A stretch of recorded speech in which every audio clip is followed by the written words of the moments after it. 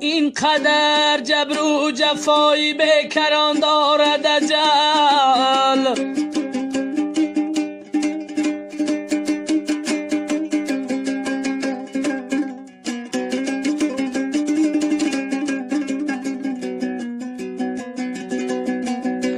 با تنی شاه و گدا دوای جان دارد اجل.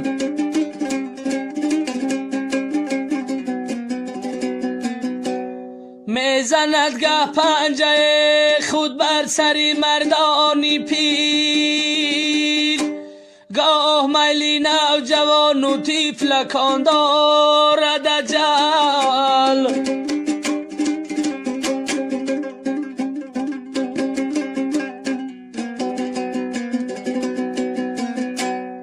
به محل ما را به دنیای خموشان میبرد، در رهی بیستانی جان صدها زبان دارد اجل.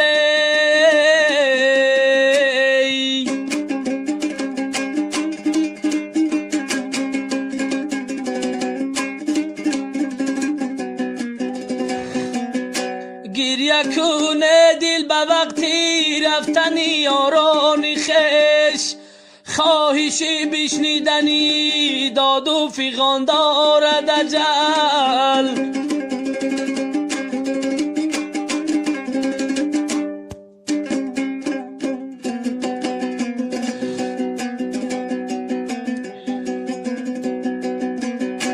بر کسی که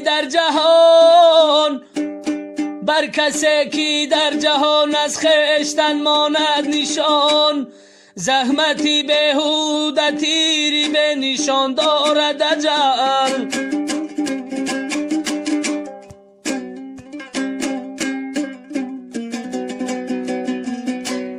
زحمتی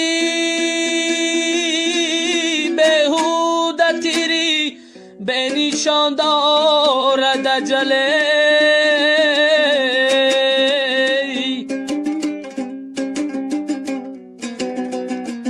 زحمتی بهوده تیری به نشان دارد اجل.